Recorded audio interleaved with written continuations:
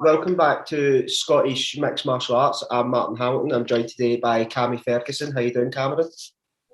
How you doing, mate? Thanks for having me on. No worries. I spoke to Neil in the kind of lead up once I seen the Evolution of Combat was announced, and I was once your guys get matched, that was that. You need to like file their names out to me so I can start getting you guys on the show, because it's a gym that I've kind of been admiring a lot for afar. Because we done the awards, and I thought your gym had done the best out of all the gyms in Scotland last year, because these were so impressive across all disciplines. Yeah. But you recently made your MMA debut at Holy Town Havoc. Can you just talk us through that experience and what it was like? It was unbelievable, to be sitting, getting warmed up for the fight in the changing room, and people like Paul Craig and Chris Bungard and stuff like that already, and Michael Blair making his pro debut and stuff like that night. It was quite. I thought it would be a bit more overwhelming, but I felt pretty comfortable with it all. So I'd been wanting that feeling pretty much as soon as the event was over. Do you know what I mean? So 6 months later, and here to go again. Because your gym as well, you have a great affiliation with Scottish Hit Squads. So is this names that you're used to kind of training with as well? Because I know you guys go up to them, and a lot of their guys come down to yours as well. Kind of. Obviously, my coach Neil, that's where he trained and fought out of for years. So he's got a deep relationship with Brian and all the guys there, like Bungie and Paul and stuff. I personally don't train with Paul or Bungie or anything like that. The miles ahead of where I am currently. But I've been up the last 2 or 3 Friday nights and done some sparring and that with some of the new professionals, and more so their amateur team. But they're great up there, great bunch, really welcoming, just a bunch of sound lads. So I'll definitely look to keep getting up there, and so the rest of my team. Just sometimes jobs clash with being able to get to classes and stuff like that, and the distance that we've got to go to get there. But you look at the standard of them up there, do you know what I mean? That's what we want to be aspiring to. So it's definitely going to become more of a frequent thing.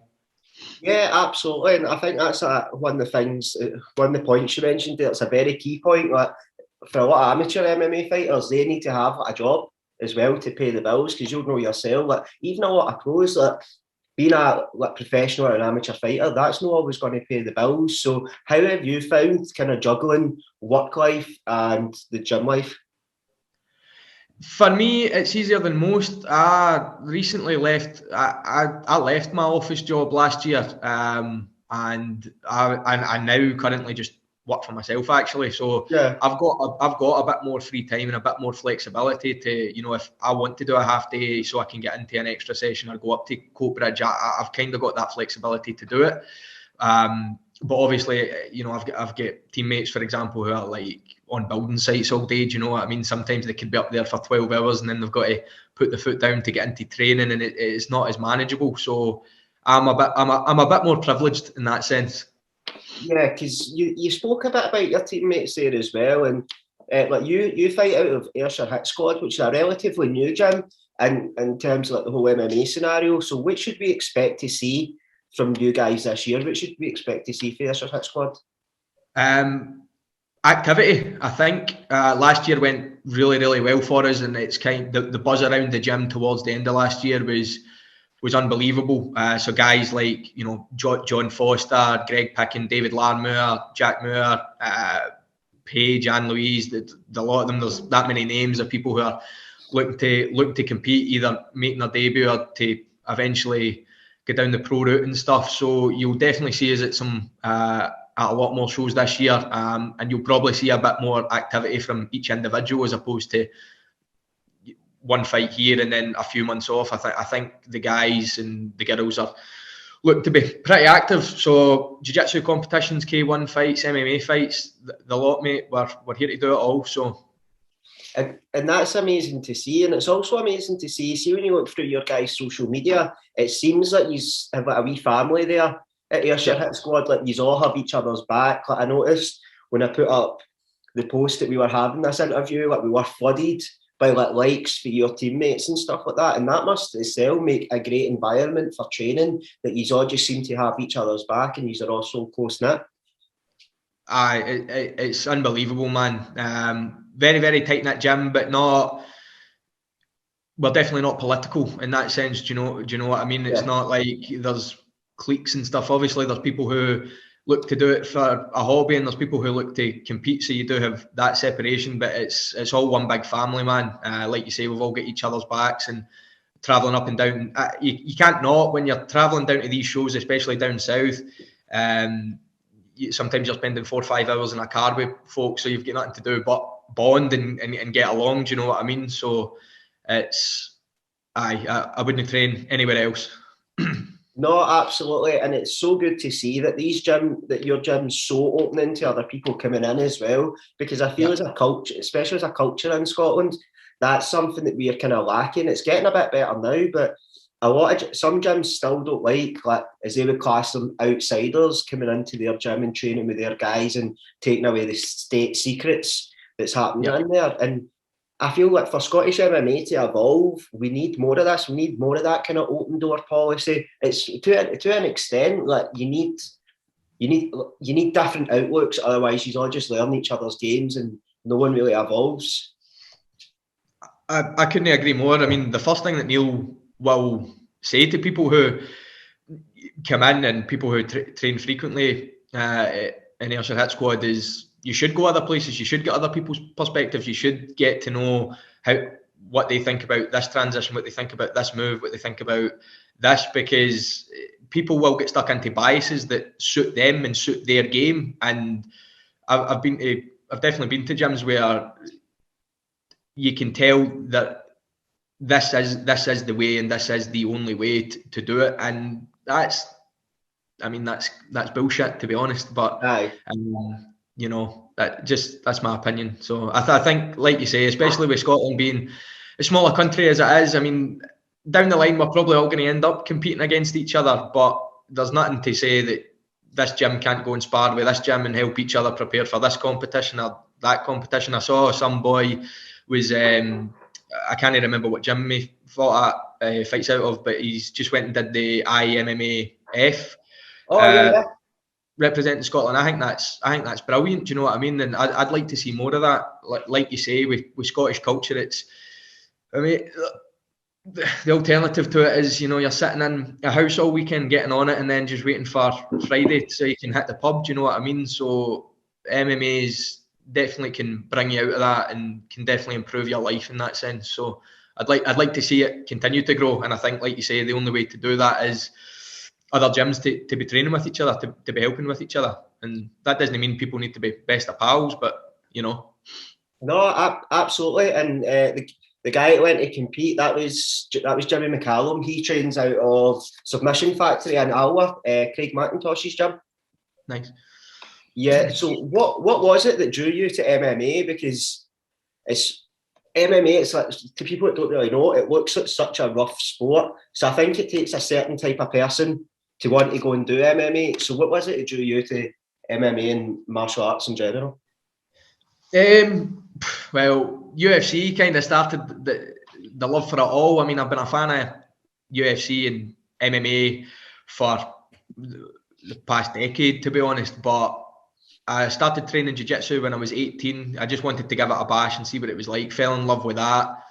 And I primarily just did gi jiu-jitsu for the first couple of years until I got my blue belt, and then started venturing off doing no gi. And then before you know it, I was hitting pads with my pals. And then I just was like, well, this is taking over now. This is what I want to be, what I want to spend a lot of time doing and get better at. So I joined up at Neil's, and then that was it. The past 3 years, I've just been in there, putting in the work, putting in some time, and just enjoying every minute of it, to be honest. So, that's it.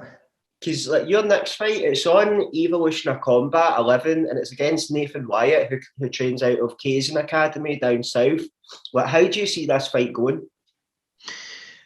I've managed to see his fight on YouTube. I think looks a good competitor. Boy looks strong, good grappler, especially up against the cage. He's got pretty slick jiu-jitsu. Noticed that he transitions well, especially off his back. So I'm expecting a tough fight. I'm ready for this to go the full 3 rounds, but I'm confident in my abilities, and I expect myself to get the finish. Yeah, because you mentioned as well, like, just to go back to your first fight, it was on Holytown Havoc, and that it was ran by successful MMA fighter Chris Bumgards. Like, how did you feel the preparations for that went? Because it was ran by someone who was a fighter, so like the little details of the show, like making sure there was water there, making sure everyone had a towel, ice bucket. Had the right preparations to warm up. Did that take away a lot of the kind of nerves from your fight because everything kind of ran smoothly before it? Aye, I mean, Chris was running about the day of, still getting the event pulled together. That's a testament to how hard a worker he is. Do you know what I mean? Just to make sure that the show did run smooth, and it did. There wasn't any faults in it. Obviously, training under Neil, he's that experienced. He said, plus 30, 40 fights, I think. So going in there with Neil, I think, was more of the confidence booster. Just seeing how he handled it the week of, and I mean, the amount of time he puts into the gym, the amount of time he puts into us is something I don't think we're ever going to be able to repay back, other than competing for them. Do you know what I mean? And competing for the gym and trying to expand the gym and expand the community that we've got. So, a great show, ran very professionally. And from what I gather as well, Evolution of Combat's the exact same, because that's run by Dan Hope, who was also a professional MMA fighter. So there's fighting on shows that were ran by professional fighters. Is this something that you just look at because there'll be well-run shows, or would you just fight on any show? I'd fight on any show, to be honest. Obviously you've got your more well-recognised shows like Almighty and stuff like that. So if you're getting an opponent and you're getting a date that suits you, then it'd be daft not to take it. Do you know what I mean? So, but at the end of the day, if the date's right, the weight's right, and we get an opponent through, then most likely I'm going to accept. So, because that was something that me and you spoke a wee bit off air as well, that in this fight that you're actually going up in weight. So how's your preparations been going round about that without having the stress of dieting, watching your minerals, all that, but your full focus can go into training? It's been night and day, to be honest. I can't see myself dropping below this weight again, to be honest. Like I did say to you, the last camp was just focused on get the weight off, and you're micromanaging training because you've got old injuries and you've got little niggles that are flaring up, so you've kind of got to work around them a bit.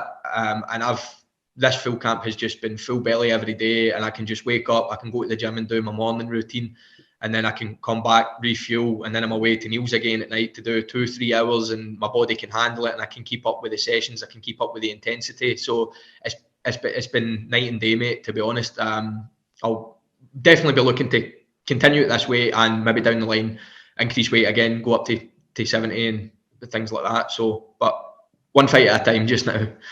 No, absolutely. But what are your goals for 2022? I don't necessarily know.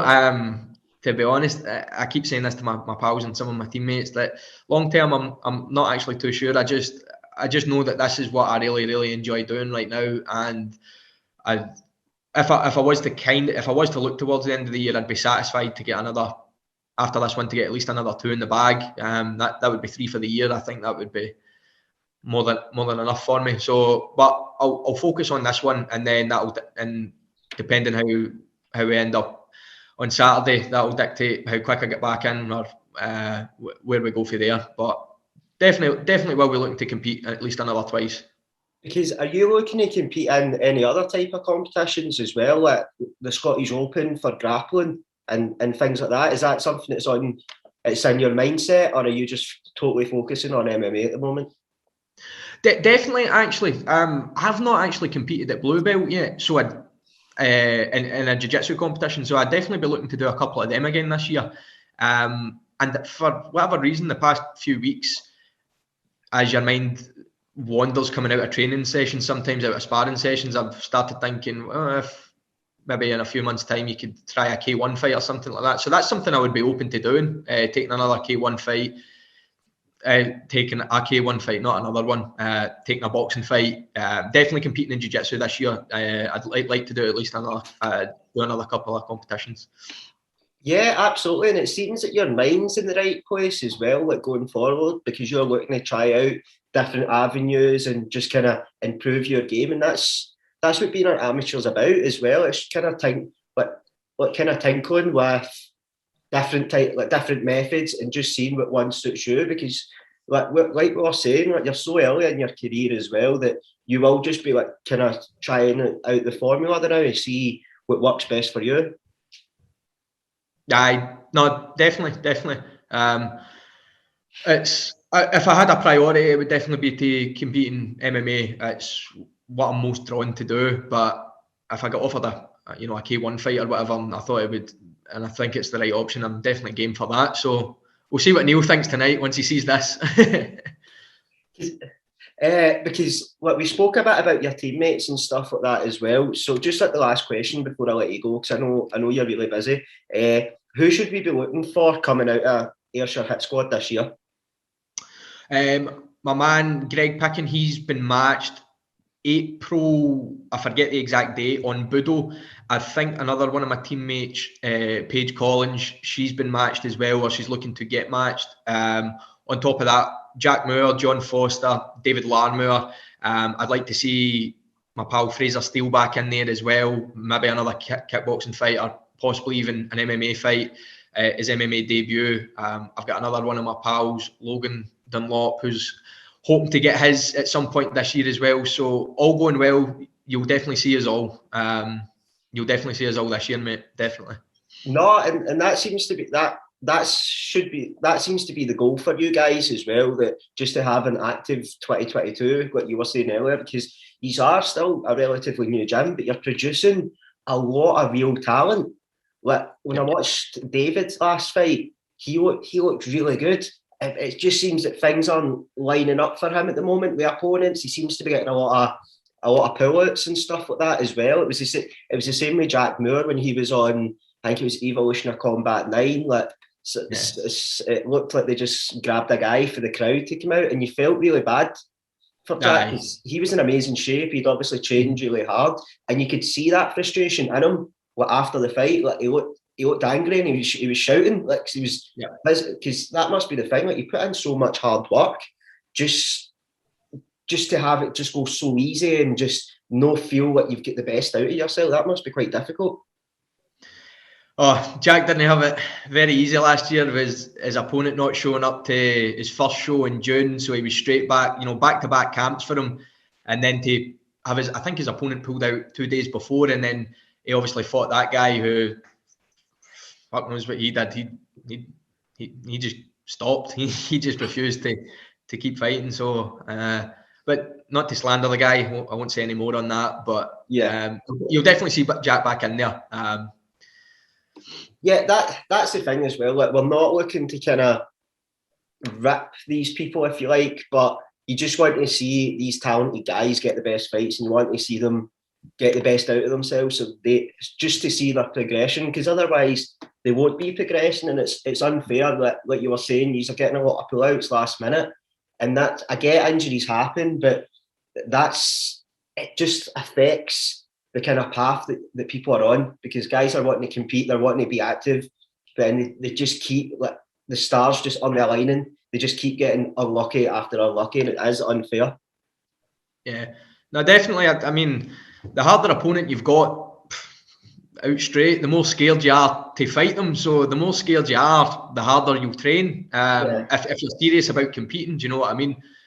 You get the individuals who might pull out because of that. But me personally and my teammates, I think the higher standard of people that you're going to fight, the harder you will train, the harder you should train. And ultimately, the better you'll get because of that. Do you know what I mean? So that's what we'll be looking to do. We'll be looking to just keep getting the W's.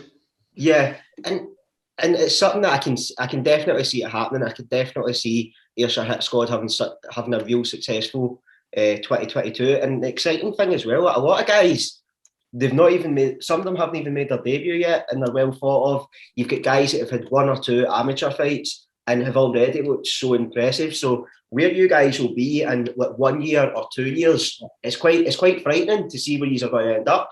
And that must be quite exciting for you as well. Definitely is, mate. MMA is such a new thing as well. It's almost like this burst of life. Do you know what I mean? It's like a resurgence for a lot of people that I know that do compete and stuff. So when you see gyms like, you know, higher level and Scottish Hit Squad and places like this, that's what you want to aspire to be. You want your team to aspire to be at that standard. Do you know what I mean? So more shows are asking you to compete on, and then the more shows are fighting on, the more people want to come and train at your gym, and then from there it grows arms and legs. But before you know it, Scotland could be like Dagestan if it goes the right way. So that long term, if I know earlier I said I wouldn't like to think too long term, but long term overall, I think that would be the most ideal thing. Just get Scottish MMA to a point where, you know, we are on shows and organisations all over the world. I mean, that would be unbelievable, do you know?